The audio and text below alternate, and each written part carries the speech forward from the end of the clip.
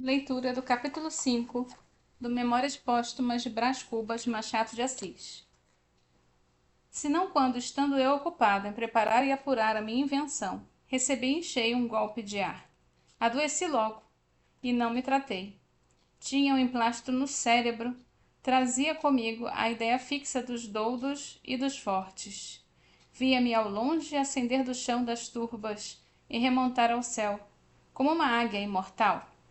E não é diante de tal excelso espetáculo que um homem pode sentir a dor que o punge. No outro dia estava pior. Tratei-me, enfim, mas incompletamente sem método, nem cuidado, nem persistência. Tal foi a origem do mal que me trouxe à eternidade. Sabem já que morri numa sexta-feira, dia aziago. E creio haver provado que foi a minha invenção que me matou. Há demonstrações menos lúcidas e não menos triunfantes. No caso, quando ele menciona punge, ele quis dizer aflige. E quando ele diz aziago, ele quis dizer de mau agouro. Uma sexta-feira de mau agouro.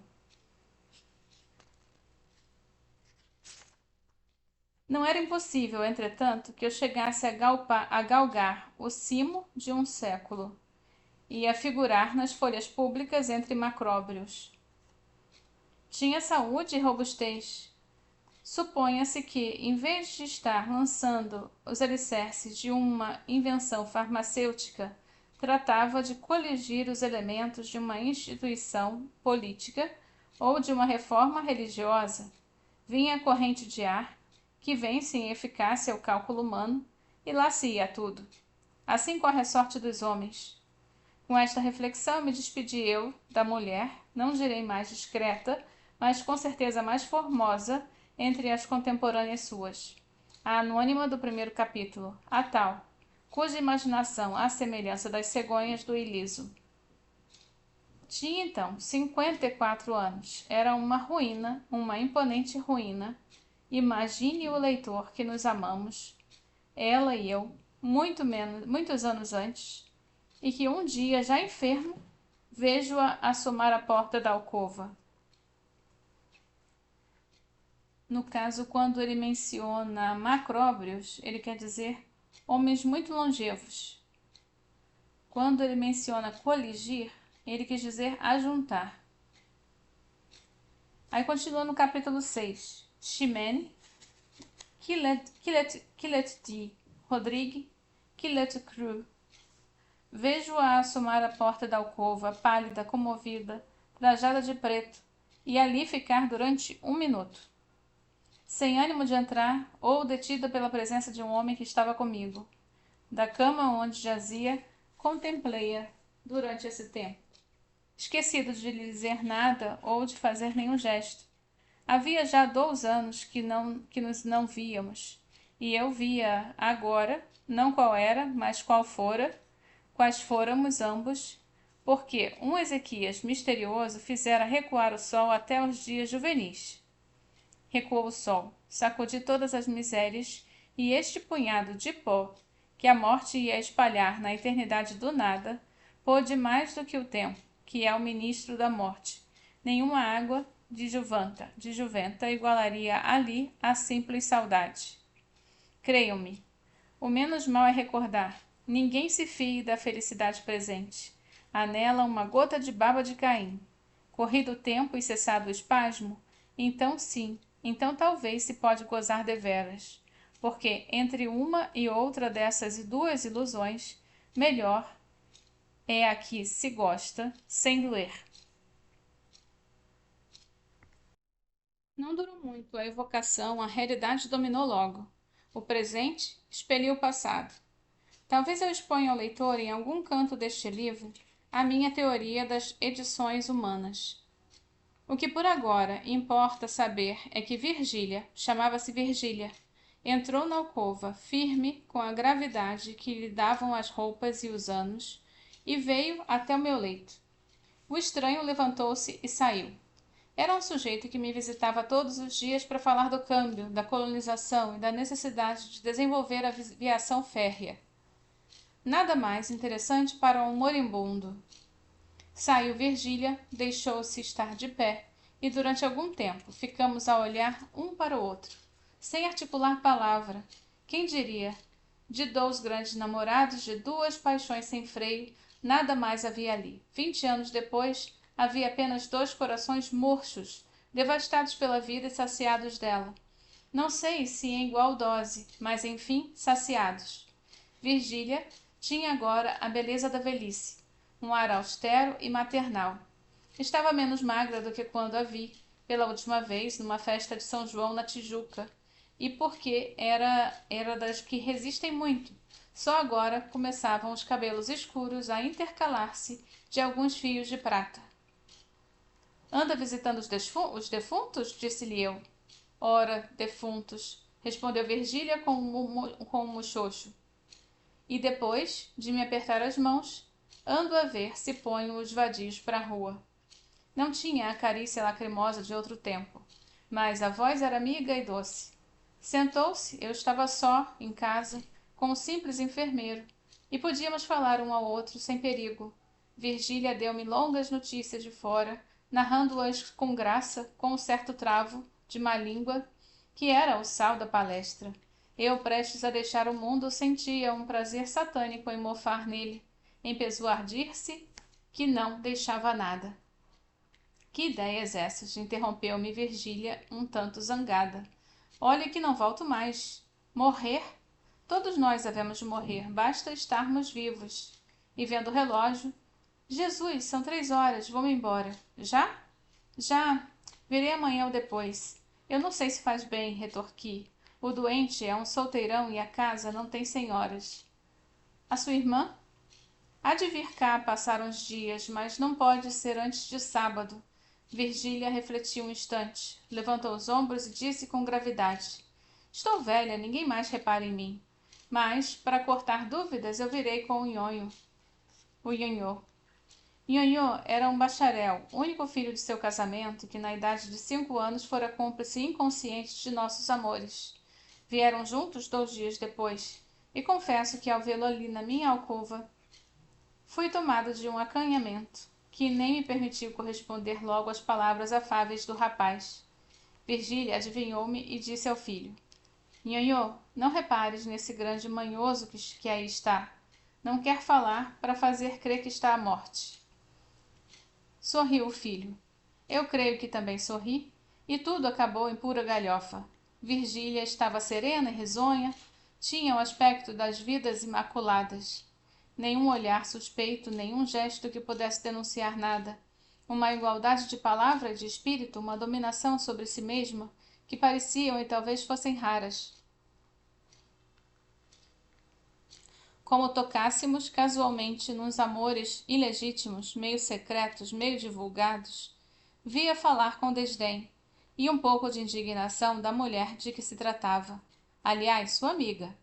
O filho sentia-se satisfeito ouvindo aquela palavra digna e forte, e eu perguntava a mim mesmo o que diriam de nós os gaviões se Buffon tivesse nascido gavião. Era o meu delírio que começava. Quando ele menciona a palavra... Espera só um minuto, deixa eu encontrar a referência. Nenhum olhar suspeito, nenhum gesto que pudesse denunciar nada. Uma igualdade. Nesse ponto era tranquilidade, calma.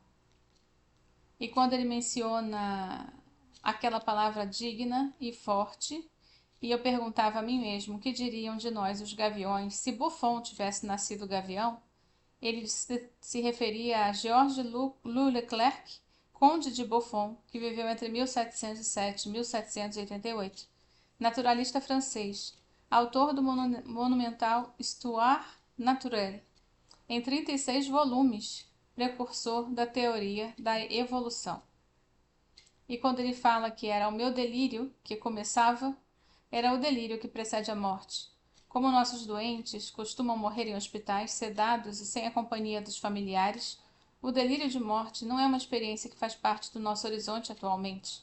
Uma morte natural, sem sedativos, não repentina, o moribundo pode experimentar alterações de respiração e do estado de consciência, sofrendo alucinações e sensações dolorosas, como por exemplo de afogamento.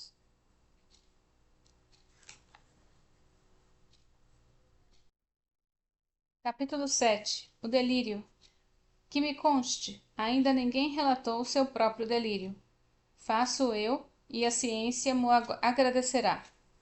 Se o leitor não é dado à contemplação destes fenômenos mentais, pode saltar o capítulo, vá direito à narração.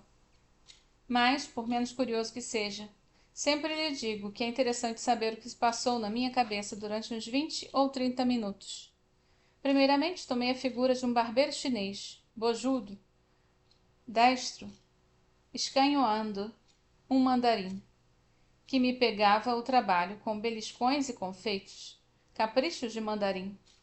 Logo depois, senti-me transformando na Suma Teológica de São Tomás, impressa num volume e encadernada em marroquim, com fechos de prata e estampas. Ideia esta que me deu ao corpo a mais completa imobilidade. E ainda agora me lembra que, sendo as minhas mãos os fechos do livro e cruzando-as eu sobre o ventre, alguém as descruzava. Virgília, de certo, porque a atitude lhe dava a imagem de um defunto. Ultimamente, restituído à forma humana, eu vi chegar a um hipopótamo que me arrebatou. Deixei-me ir, calado, eu não sei se por medo ou confiança, mas dentro em pouco a carreira de tal modo se tornou vertiginosa que me atrevi a interrogá-lo. E com alguma arte lhe disse que a viagem me parecia sem destino. Engana-se, replicou o animal. Nós vamos à origem dos séculos. Insinuei que deveria ser muitíssimo longe, mas o hipopótamo não me entendeu ou não me ouviu. Se é que não fingiu uma dessas coisas. E perguntando-lhe, visto que ele falava, se era descendente do cavalo de Aquiles ou da asna de Balaão, retorquiu-me com um gesto peculiar a estes dois quadrúpedes. Abanou as orelhas. Pela minha parte, fechei os olhos e deixei-me ir à aventura. Já agora, não se me dá de confessar que sentia umas tais ou quais cócegas de curiosidade, por saber onde ficava a origem dos séculos, se era tão misteriosa como a origem do Nilo, e sobretudo se valia alguma coisa mais ou menos do que a consumação dos mesmos séculos. Reflexões do cérebro enfermo. Como ia de olhos fechados, não via o caminho. Lembra-me só que a sensação de frio aumentava com a jornada, e que chegou uma ocasião em que me pareceu entrar na região dos gelos eternos. Com efeito, abri os olhos e vi que o meu animal galopava numa planície branca de neve, com uma ou outra montanha de neve, de vegetação de neve e vários animais grandes e de neve. Tudo de neve. Chegava-se a gelar-nos um sol de neve. Tentei falar, mas apenas pude grunhir esta pergunta ansiosa. Onde estamos? Já passamos o Éden? Bem, paremos na tenda de Abraão. Mas se nós caminhamos para trás, redarguiu motejando a minha cavalgadura. Fiquei vexado e aturdido. A jornada entrou a parecer-me enfadonha e extravagante. O frio incômodo, a condução violenta e o resultado impalpável e depois cogitações de enfermo. Dado que chegássemos ao fim indicado, não era impossível que os séculos, irritados com lhes devassarem a origem, me esmagassem entre as unhas, que deveriam ser tão seculares como eles. Enquanto assim pensava, íamos devorando o caminho, e a planície voava debaixo dos nossos pés. Até o animal estacou, e pude olhar mais tranquilamente em torno de mim. Olhar somente, nada vi, além da imensa brancura da neve, que desta vez invadira o próprio céu, até ali azul. Talvez os espaços me parecia uma ou outra planta enorme, brutesca, meneando ao vento as suas largas folhas. O silêncio daquela região era igual ao do sepulcro. Dissera-se que a vida das coisas ficara estúpida diante do homem. Caiu do ar? Destacou-se da terra? Não sei. Sei que um vulto imenso, uma figura de mulher me apareceu então, fitando-me uns olhos rutilantes como o sol. Tudo nessa figura tinha vastidão das formas selváticas, e tudo escapava à compreensão do olhar humano, porque os contornos perdiam-se no ambiente. E o que parecia espesso era muitas vezes diáfano. Estupefato, não disse nada, não cheguei sequer a soltar um grito. Mas, ao cabo de algum tempo, que foi breve, eu perguntei quem era e como se chamava. Curiosidade de delírio. Chamava-se Natureza ou Pandora. Sou tua mãe e tua inimiga. Ao ouvir esta última palavra, recuei um pouco, tomado de susto. A figura soltou uma gargalhada que produziu em torno de nós o efeito de um tufão. As plantas torceram-se e longo gemido quebrou a mudez das coisas externas. Não te assuste, disse ela. Minha inimizade não mata. É sobretudo pela vida que se afirma. Vives, eu não quero outro flagelo. Vivo? Perguntei eu, enterrando as unhas nas mãos como para certificar-me da existência. Sim, tu vives. Não receieis perder um andrajo, que é teu orgulho. Provarás ainda por algumas horas o pão da dor e o vinho da miséria. Vives agora mesmo, que ensandeceste, vives, e se a tua consciência reouver um instante de sagacidade, tu dirás que queres viver. Dizendo isto, a visão estendeu o braço, segurou-me pelos cabelos e levantou-me pelo ar, como se fora uma pluma. Só então pude ver-lhe de verdade, de perto, o rosto, que era enorme. Nada mais quieto, nenhuma contorção violenta, nenhuma expressão de ódio ou ferocidade. A feição única, geral, completa, era a da impassividade egoísta, e da eterna surdez e da vontade imóvel. Raivas, se a tinha, ficavam encerradas no coração. Ao mesmo tempo, nesse rosto de expressão glacial, havia um ar de juventude, mescla de força e vício, diante do qual me sentia eu mais débil e decrépito dos seres. Entendeste-me? Disse ela, no fim de algum tempo de mútua contemplação. Não, respondi. Eu nem quero entender-te. Tu és absurda, tu és uma fábula. Eu estou sonhando, de certo. Ou se é verdade que enlouqueci, tu não passas de uma concepção de alienado. Isto é, uma coisa vã, que a razão ausente não pode reger nem palpar. Natureza, tu. A natureza que eu conheço é só mãe e não inimiga. Não faz da vida um flagelo, nem como tu traz esse rosto indiferente como um sepulcro? E por que Pandora? Porque levo à minha bolsa os bens e os males, e o maior de todos, a esperança, consolação dos homens. Sim, o teu olhar fascina-me. Creio, eu não sou somente a vida, sou também a morte, e tu estás prestes a devolver-me o que te emprestei. Grande lascivo, espera-te a voluptuosidade do nada. Quando esta palavra ecoou como um trovão naquele imenso vale, afigurou-se que eu era o último som, que chegava aos meus ouvidos. Pareceu-me sentir a decomposição súbita de mim mesmo, e então encarei-a com olhos súplices, e pedi mais alguns anos. Pobre minuto, exclamou. Para que queres tu mais alguns instantes de vida? Para devorar a seres e seres devorado depois? Não estás farto do espetáculo e da luta? Conheces de sobejo tudo o que eu te deparei, menos torpe ou menos aflitivo. O alvor do dia, a melancolia da tarde, a quietação da noite, os aspectos da terra, o sono, enfim. O maior benefício das minhas mãos, que mais queres tu, sublime idiota? Viver somente, eu não te peço mais nada. Quem me pôs no coração este amor da vida, senão tu? E se eu amo a vida, por que há de me golpear a ti mesma, matando-me? Porque já não preciso de ti. Não importa o tempo, o minuto que passa, mas o minuto que vem. O minuto que vem é forte, jucundo. Supõe trazer em si a eternidade, e traz a morte, e perece, como o outro. Mas o tempo subsiste. Egoísmo, dizes tu. Sim, egoísmo. Eu não tenho outra lei. Egoísmo, conservação. A onça mata o novilho porque o raciocínio da onça é que ela deve viver. E se o novilho é tenro, tanto melhor.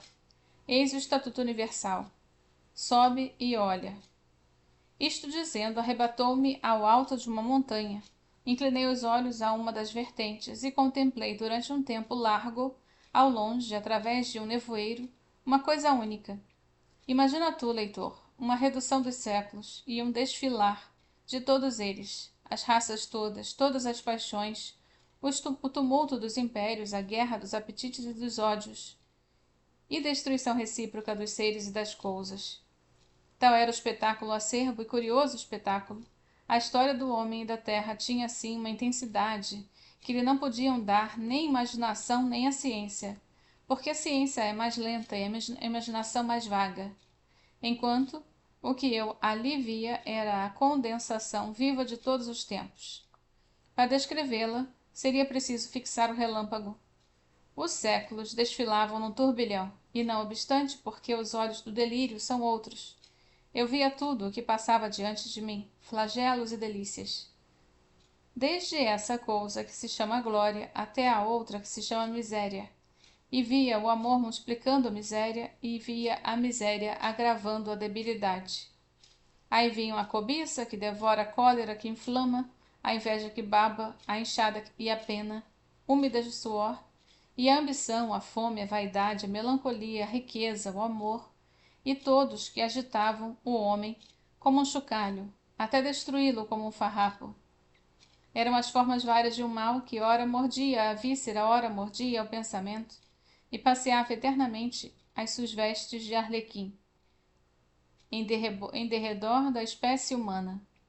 A dor cedia alguma vez, mas cedia à indiferença, que era um sono sem sonhos, ou ao prazer, que era uma dor bastarda. Então o homem flagelado e rebelde corria diante da fatalidade das coisas, através de uma figura nebulosa e esquiva, feita de retalhos em retalho de impalpável, outro de improvável, outro de invisível, cozidos todos a ponto precário com a agulha da imaginação. E essa figura nada menos que a quimera da felicidade.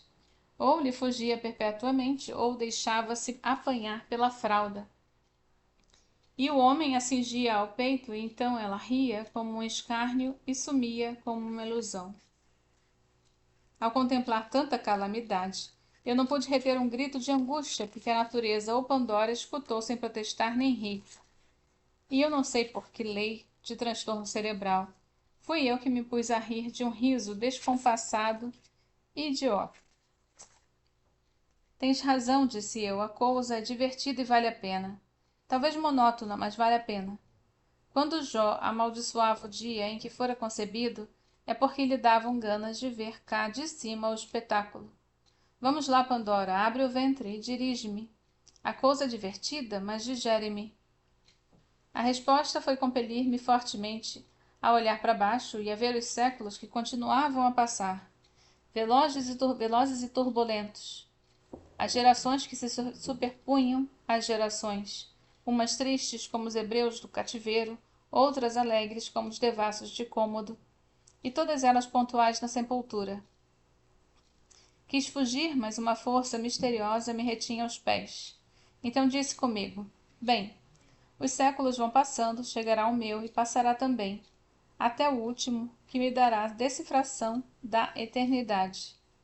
E fixei os olhos e continuei a ver as idades, que vinham chegando e passando, e já então, tranquilo e resoluto, eu não sei até se alegre, talvez alegre, cada século trazia a sua porção de sombra e luz, de apatia e de combate, de verdade e de erro, e o seu cortejo de sistemas, de ideias novas, de novas ilusões.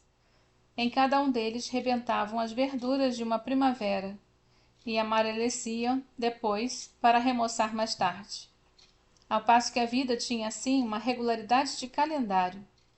Fazia-se a história e a civilização e o homem, nu e desarmado, armava-se, vestia-se, construía o tugúrio e o palácio, a rude aldeia e Tebas de 100 portas. Criava a ciência que perscruta e a arte que enleva, fazia-se orador mecânico, filósofo, corria a face do globo. Descia ao ventre da terra, subia à esfera das nuvens, colaborando assim na obra misteriosa, com que entretinha a necessidade da vida e a melancolia do desamparo. Meu olhar, em farapo e distraído, viu enfim chegar o século presente e atrás dele os futuros. Aquele vinha ágil, destro, vibrante, cheio de si, um pouco difuso, audaz, sabedor, mas ao cabo tão miserável como os primeiros. E assim passou, e assim passaram os outros, com a mesma rapidez e igual monotonia. Redobrei de atenção, fitei a vista, e ia enfim ver o último, mas então já a rapidez da marcha era tal que escapava a toda a compreensão. Ao pé dela, o relâmpago seria um século. Talvez por isso. Entraram os objetos e trocarem-se, uns cresceram, outros minguaram, outros perderam-se no ambiente. O nevoeiro cobriu tudo, e menos o hipopótamo que ali me trouxera, e que, aliás, começou a diminuir, até ficar do tamanho de um gato. Era efetivamente um gato. Encarei-o bem, era o meu gato sultão, que brincava à porta da alcova com uma bola de papel.